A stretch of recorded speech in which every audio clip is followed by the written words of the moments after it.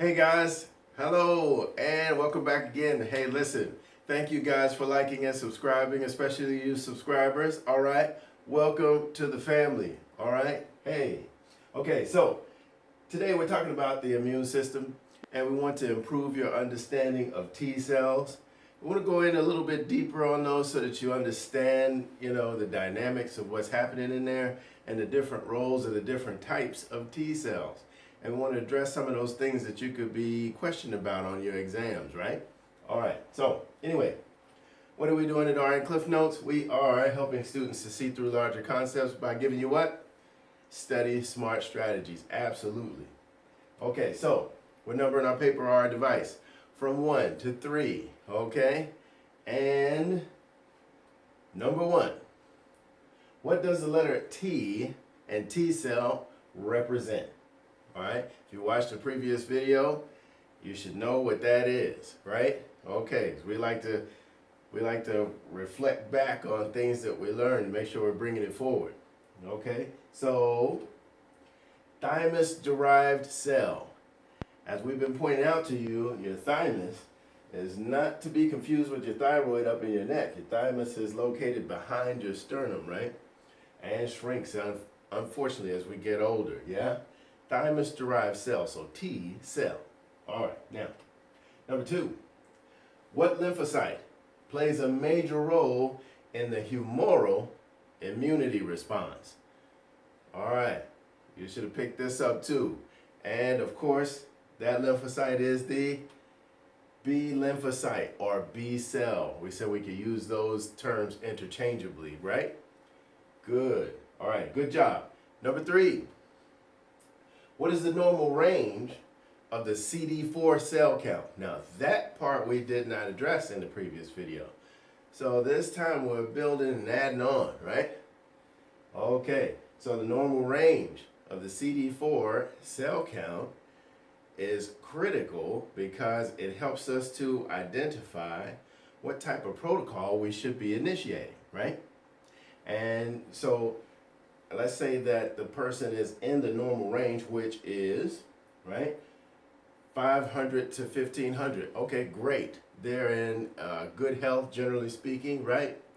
But once that number starts to cruise downward, right, and go below 500, all right, 499 and going lower, then now we get a little concerned. Either that person has some type of specific disease or they are infected with the HIV virus potentially, okay? And we need to test and find out what's going on. Why is their CD4 count going lower? We're going to get into this significantly deeper here in a bit, all right? Good. Now, here are the different cell types. When we talk about T cells, there's a couple different types of T cells. So we picked out the more important ones: memory T cells, helper T cells, and cytotoxic T cells, and suppressor T. Well, the suppressor T name, depending on who you speak with, they prefer to use regulatory T, right? But for my own personal, I think suppressor T really nails it down. So you can use those terms interchangeably. All right. Now, I don't want you to be thrown, because we're looking at these names, right? It'd be very easy for you to kind of skim over, and a lot of the limelight goes to the cytotoxic T. However, wow, the helper T. While that name sounds like, the helper T is like, just kind of helping out a little bit. No, as it turns out, the helper T is more like the quarterback of the team, right? Really determining the outcome, right, or the success of the team as a whole, okay? All right, now, memory T. Memory T's, and I'm highlighting the term that kind of sums up what they do. And what do? They recognize, right, the particular antigen. But other things, they are developed after exposure and live a very long time. So after you're exposed, they remember antigens and they live a long time. Now, not only do they recognize a particular antigen, they provide rapid protection upon re-exposure. So the next time you're exposed to that pathogen, it helps to initiate a quicker response, right? Good. So memory T, remembering antigens off of cells that impacted your body before. All right, now, helper Ts. Like we said, hey, helper Ts are critical. And notice in the previous slide, when we did the count down to determine a person's health status, right? Whether it was time to see if they needed to be tested for HIV, what were we looking at? We were looking specifically at the CD4 count.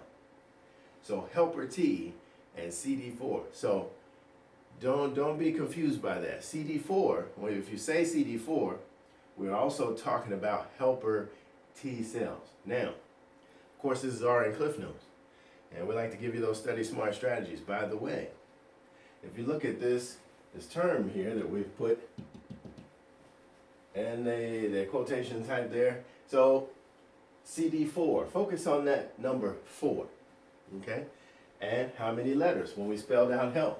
1, 2, 3, 4. CD4, right? Can help you remember that that's what helper cells do, right? So CD4, helper cells, helper Ts.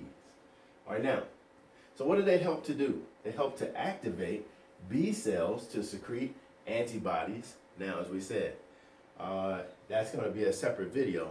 We're going to break down those antibodies for you, Cliff Note style.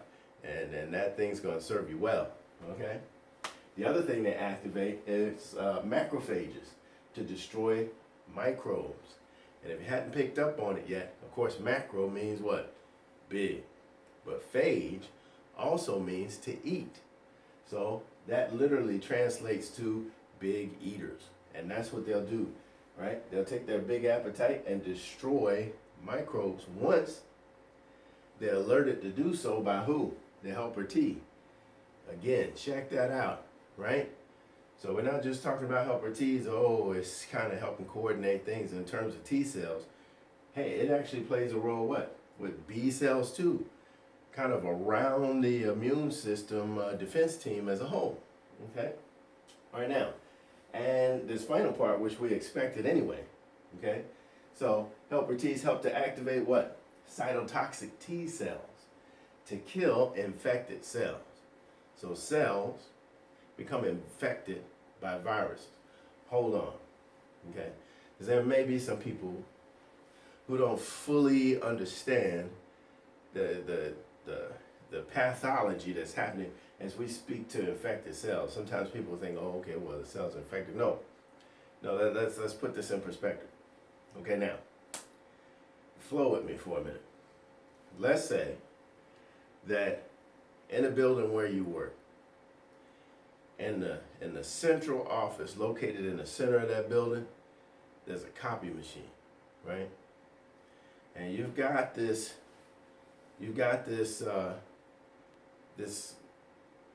teenagers that break into the building. Why'd they have to be teenagers? Anyway, okay, shame. Anyway, so teenagers break into the building, and what do they want to do? They simply want to go to your central office and put their body parts on your copy machine, their face and different things like that, you know, and make like a whole lot of copies and just toss them all around the inside of the building and in the, you know, the block surrounding your building. Now, as I explained that, let's go back and relate it to this. So in that scenario, you were working in a building. Now I want you to realize that that building represents a cell. And then inside that building, in the center, in the central office, there was a what? Copy machine. Okay, that central office represents the nucleus of the cell. And that's the objective of viruses. Viruses want to get in, penetrate the cell, break in. Then they want to get into the central copying area, the nucleus, and make copies of themselves. Lots of copies of themselves so they can go out and infect other cells, right? So that's what you had in that scenario. And of course, in that scenario, the teenagers were represented the viruses. Okay? And yeah, and the copy machine and that copy office represented the nucleus. Yes. Okay. So what does that say? We cannot see cells with the naked eye. But compared to a virus, the cell is what? Like a building.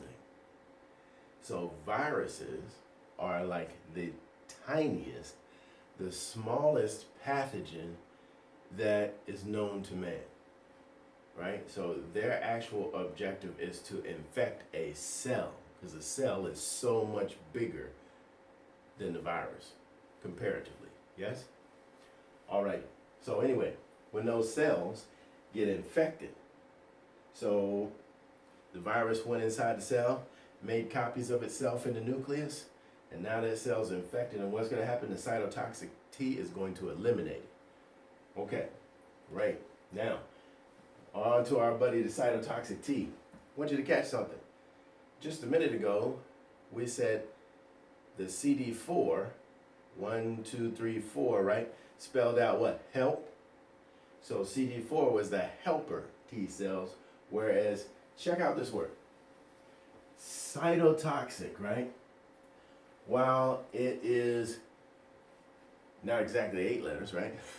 But at least 8 letters. So cytotoxic T cells, that's the CD8 instead of the CD4. Okay. 8 letters or more. But what's happening there? So those are cells that kill other cells. And they kill cells that are, what, cancerous? Thank the Lord, isn't that right? Kill cells that are cancerous. They kill cells that we discussed a little bit ago that are infected by viruses. And they kill cells that are damaged in other ways, okay, and unable to perform their taskings. So, all right. And now, on to suppressor and or regulatory T cells. All right, so what do? They modulate the immune system.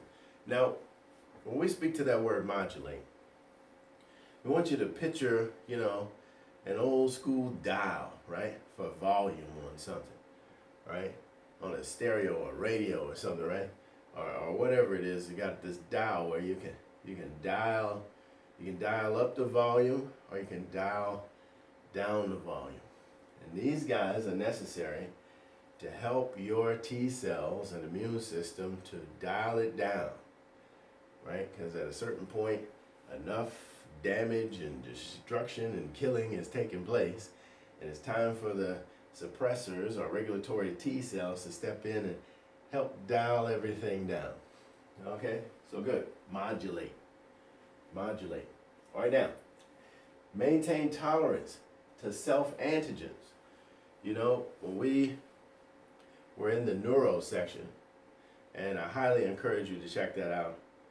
And more specifically, the video was talking about disorders of the peripheral nervous system. And we made mention of several disorders, but one specifically that really lines up with this is GBS, Guillain-Barré syndrome. Yes, wow. Definitely illustrates this point where, they're antigens that maybe your cytotoxic T cells, or your immune system has started to attack. But it turns out they're part of the self. They're part of the self and shouldn't be destroyed, right? They aren't compromised in any way, and things like that. Is just that your cytotoxic T's and things like that have difficulty turning down, right? Okay, now, number 3. Prevent autoimmune disease. Well, just like we spelled out, we can see the root of that in the last explanation. If self-antigens are being targeted, that sets the stage for what? That system that just keep going and attacking parts of the body that should not be attacked, right? And that is unfortunate. So autoimmune, against the self. The immune system's actually turning on the self in its entirety. Not just a few cells, but what? systematically. Okay, good. So suppressor T's. Now, like I said, we wanted to take a closer look at that CD4 situation, and as we discussed earlier, the normal range was 500 to 1500. But now, we said when the numbers, that CD4 count dropped below 500, now we're starting to wonder about HIV infection, because this tends to line up with it. You know, that people aren't able to actually hold their CD4 status up. And as we just found out, CD4 is critical to the immune system. And this is what makes HIV and AIDS so pervasive and difficult to handle, right? And difficult to stop. Why? HIV is targeting the quarterback of your immune system, right? After it takes out the CD4, remember, right? What did the CD4 do? It was basically sending out chemical messages and letting the rest of the immune system know what it needed to do. So if you take that quarterback away from the team, it's going to be hard for that team to win. Yeah? So anyway, all right, so 200 to 499. That's that range where we're questioning HIV infection. The person should be being tested. But notice, all right, after that, less than 200, then now the person can be clinically diagnosed with AIDS potentially. Yes, wow. And some immediate things come to mind. Okay, first, in accordance with how we treat our patients, what do we do when we provide care? We intervene. Airway, breathing, circulation, right? So airway, is the airway intact? Next, are they breathing, right? And then do they have good circulation? So, all right, well, you've got a count that drops that low. One disease stands out more than others in terms of taking the lives of our patients, right? And that's PCP, pneumocystitis pneumonia, okay? And if we want to save that person's life, we need to initiate a very specific therapy, all right? And we're gonna have that specific therapy as our bonus question. We, you know how we do, all right? Yeah. All right, well, we're gonna come back to that in a minute. Right now. So, the next thing we wanna do, we want to share a story with you. Wow. Okay, so we're gonna go back in time. Okay, and oof, where do I start? I'll just be telling on myself a little bit. If I hadn't shared it yet, of course, I come from very, very humble beginnings. All right, if you've ever watched Good Times or anything like that, and you saw J.J. Evans and those guys, well, I was their neighbor. Okay. So anyway, so I'm a little guy. I'm probably about, I don't know, I might have been like the 4th grade, 3rd grade, something like that. And my brother's in high school, and my brother, Tony, okay? We're gonna compare him to a cytotoxic T cell. Cytotoxic T cell, why? Because Tony didn't take any baloney from anybody, okay? So anyway, one day, he says to me, he says, hey, little bro, let's go to the talent show, right? And the high school was down the street, Taft High School, Cincinnati. And I'm like, hey, cool, I get to hang out with big bro, you know? So, right, like I said, I'm a little guy. We go down the street, and we get to the school, you hear the music inside, boo, boo, boo, boo, boo, right? I'm like, oh man, this is gonna be great. I get to hang out with the big boys, you know? And he said, well, all right, well, Tim's gonna, and unfortunately, we're trying to sneak into this place. We didn't have the money to get in, okay? So his best friend, Tim, is going to open up one of the side doors and let us all in. So it's like me, my brother, his friend Ricky, you know, like that. So we're going around to the side door like, man, thought he would have opened it by now, right? Like, no, he didn't open it. So anyway, we go around checking other doors. Like, maybe he's thinking, maybe it's this other door. Like, no, the door has never opened up. It's like, oh man. So we go around to the front, and it's so wild because the whole time we're doing this, the show is started clearly, right? So we go to the front door, and they got the security guards from school, hall monitor guys. They're like watching the door and collecting the money. Well, anyway, this is a long time before there was ever any word of Snoop Dogg, right? But this security officer's name was, everybody called him Snoopy, Snoop. So wild because, right, Snoopy is like bald, or balding. It wasn't intentional. He's balding up here. But in the back, he's got like a Jerry curl. I know. Okay. So anyway, lots of gold chains, right? And he's really super cool, standing at the door. And my brother, between skipping school and all these other things, he's got this great relationship with Snoop. He's like, yo, Snoop, let me and my little Brian, man, And Snoop's like, oh, T, I would if I could, baby, but you got to pay like everybody else tonight, Anyway, so they're talking back and forth.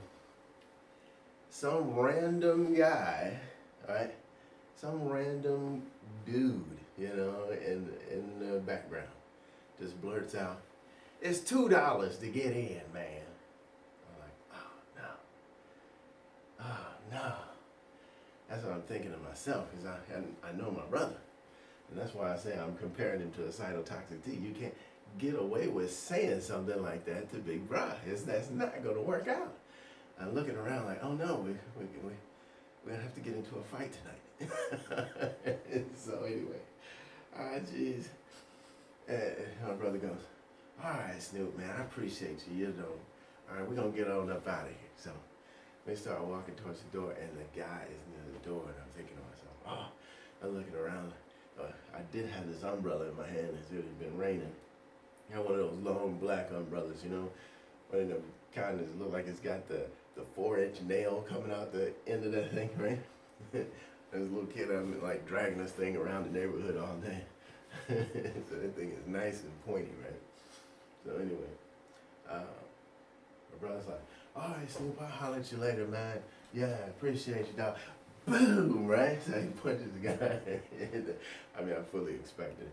Punches the guy in the side of the face, and they grab each other, start wrestling, fall through the doorway, rolling around out in front. Of course, everybody's crowding around. All right. And so at first, my brother's on top of him, Boom, boom, boom. I'm like, yes, right? Then unfortunately, at some point, they kind of wrestle around, and that dude rolls over on my brother. I'm like, this isn't gonna work at all. Right? And I'm yelling to my brother like, grab him on the side, roll him, bro, roll him, Oh man, nothing seemed to be working. This dude's on top of my brother.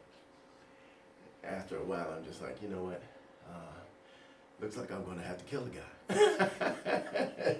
How funny is that, What am I, like 4th grade or something? Who knows? 8 or 9 years old. That's why I look around and, well, here's the umbrella, right? So I take the umbrella, both hands, and I'm thinking to myself, well, he's got a jacket on. I'm gonna have to jump into this thing and, stab him, This is wild. So, so I lift up the umbrella like that, and I'm just about to leave, and this guy blocks me, and he's like, I'm looking up at him, and he goes, hey, hold on, shorty, that's my cousin. I'm like, well, so what? That's my brother. So they break up the fight. Anyway, here's the deal. So, if the guy who stated that is $2, man, all right, so let's say he's the infected cell. But then, my brother's a cytotoxic T cell, right? What does he do? He's going to go destroy the infected cell. Well, myself, although I'm a little guy, I'm not like a cytotoxic T, but I am helping out a little bit. You know what I mean? So I'm like the little helper T. So, so I'm in there trying to do my little thing too, you know, the best I could. So it was a flaming hot mess that night. But anyway, you get the idea. Your cytotoxic T, they're the primary fighter, right? Your helper T is more of the coordinator behind the scenes, right? Yeah. So anyway, we said we had a bonus for ourselves, and we were supposed to think of the medication that we would be giving the patient on a prophylactic basis, simply because they broke this parameter. Right? So their CD4 count went below 200, at or below 200. So you should know specifically what medication. Boom, we're gonna go ahead and start it. Why? We're trying to make sure our patient doesn't get acquire the opportunistic infection, PCP, pneumocystitis pneumonia, like we talked about. And that medication is what? Bactrim. Bactrim. Bactrim will save the day. Yes. Now let's add to that, since we're adding. All right. What's the other name? The other name for Bactrim, right? So it's kind of a long name. And you want to think of TMP SMZ.